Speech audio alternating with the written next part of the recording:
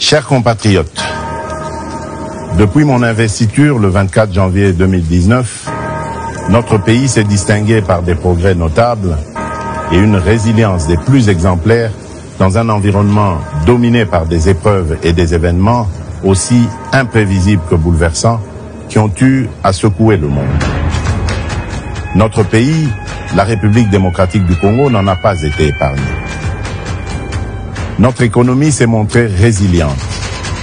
Il en est de même de nos populations qui, avec bravoure, se sont dressées comme un seul homme dans les provinces de l'Ituri et du Nord Kivu, en proie à l'agression de nos voisins et au terrorisme. Nous avons une nouvelle fois démontré que dans les moments les plus difficiles, nous, Congolaises et Congolais, savons toujours résister et rebondir. J'en veux pour preuve la force de caractère et les efforts consentis durant la pandémie de Covid-19 ou encore la dignité des habitants de Goma face à l'éruption du mont Nyiragongo en mai 2021. Chers compatriotes, pendant les 5 années durant lesquelles vous m'aviez confié la direction de notre cher et beau pays, j'ai initié plusieurs réformes, toutes axées sur le renforcement de l'autorité de l'État en vue de garantir un cadre propice pour l'avènement du progrès et l'accroissement du bien-être de nos populations.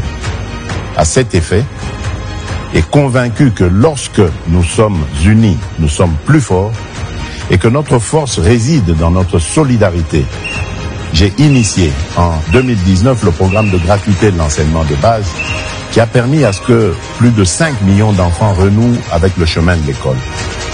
À ce programme s'est ajoutée la mise en œuvre cette année du programme de la couverture santé universelle à travers le lancement du projet de gratuité des soins aux femmes enceintes, des accouchements et des soins de santé aux nouveau-nés. Qu'est-ce qui a donc pu motiver ces initiatives? Pas une simple posture politicienne, mais plutôt la réelle volonté de voir émerger un Congo fort et prospère et à la souveraineté affirmée. Un Congo dans lequel l'autorité de l'État est consolidée, la solidarité renforcée et nos villes connectées pour le meilleur. Ma motivation.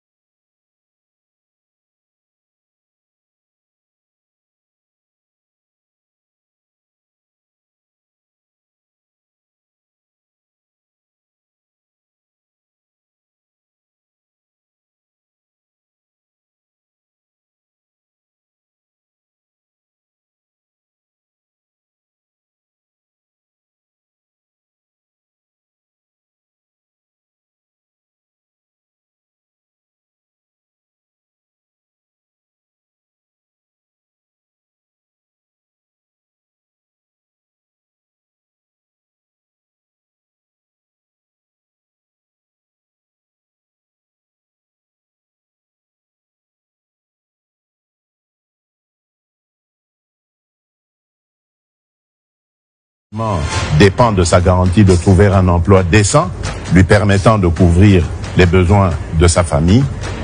Il dépend aussi de la garantie d'avoir accès aux services publics de base et de jouir de la protection de l'État. C'est pourquoi j'ai décidé d'aligner le deuxième mandat par la confiance que vous me renouvellerez sur 6 engagements majeurs, à savoir, premièrement, l'engagement de créer plus d'emplois au moyen d'une approche volontariste avec des solutions tirées de notre vécu quotidien en accélérant la promotion de l'entrepreneuriat. Deuxièmement, l'engagement de protéger le pouvoir d'achat de tous les citoyens congolais contre les aléas des prix à l'importation et les variations du taux de change afin de leur assurer une qualité de vie stable et digne en maîtrisant davantage le cadre macroéconomique. Troisièmement, l'engagement d'assurer avec plus d'efficacité la sécurité pour tous.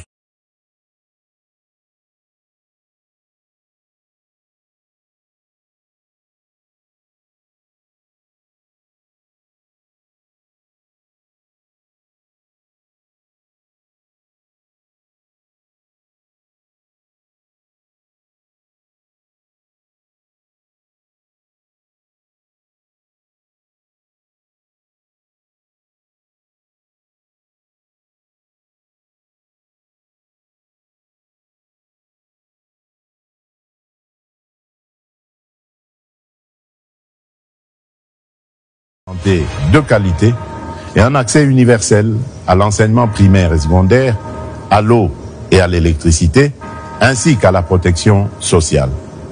Et enfin, l'engagement de renforcer l'efficacité des services publics à travers la construction et l'amélioration des infrastructures routières, aéroportuaires et touristiques, tout en réduisant la fracture numérique sur tout le territoire national.